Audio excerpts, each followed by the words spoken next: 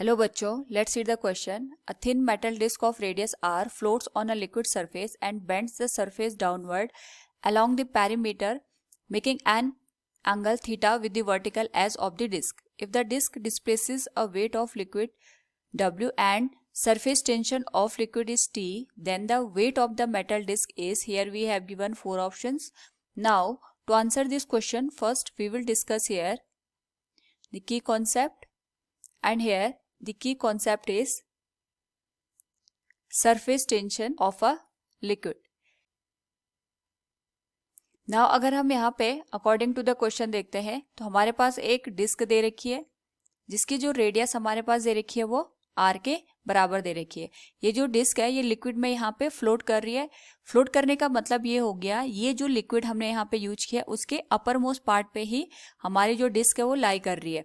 तो इस वजह से जो हमारे पास यहाँ पे सरफेस टेंशन लगेगा on the disc, it will be on this way, it will be surface tension, जिसको हमने यहाँ पे टी से इंडिकेट किया है. और यहाँ पे हमें क्वेश्चन दे रखा है the surface downward along the parameter making angle theta with the vertical edge. यानी हमारे पास यहाँ पे अगर हम इसको वर्टिकल एज कंसिडर करें तो जो सरफेस टेंशन है यहाँ पे थीटा एंगल हमारे पास फॉर्म हो रहा है.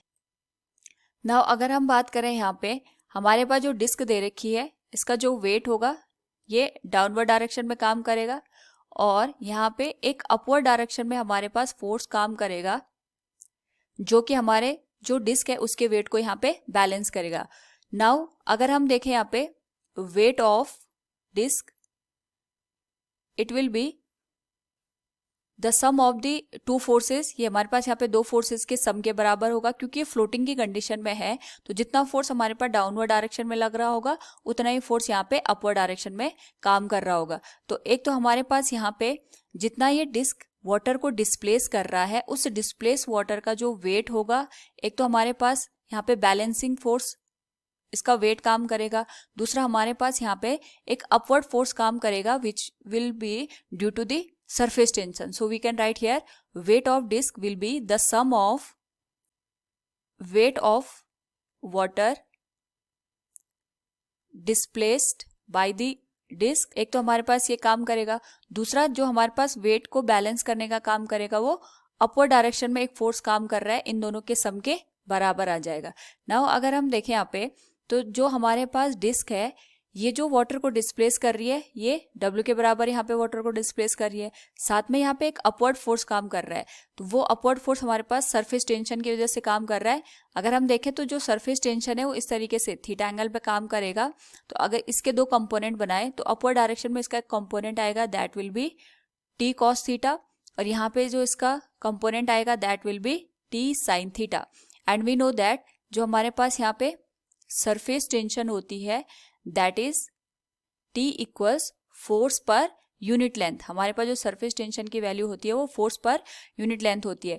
तो जो हमारे पास यहाँ पे डिस्क दे रखी है it is circular in nature. इसका जो नेचर है वो एक तरीके से यहाँ पे सर्कुलर नेचर की दे रखी है. तो जो भी इसका यहाँ पे पैरीमीटर होगा या सरकमफेरेंस होगा उसके अलोंग ही हम यहाँ पे लेंथ लेंगे. So the value of upthrust force will be surface tension, लेकिन इसका जो अपवर्ड डायरेक्शन में कंपोनेंट होगा वही हम यहाँ पे काउंट करेंगे. So it will be T cos theta into length, और लेंथ हमारे पास यहाँ पे इसके पैरीमीटर के बराबर आ जाएगी. So we can write here, तो पैरीमीटर आएगा इसका it will be 2 pi r into T cos theta. So we can write here weight of the disc will be the sum of the weight of the displace water and 2 pi r into t cos theta. It will be the final answer. So from the given question, अगर हम देखें यहाँ पे we can say here the weight of the metal disc is W plus 2 pi r into t cos theta. Option C will be the correct answer. Hope all you understood it. Thank you and best of luck.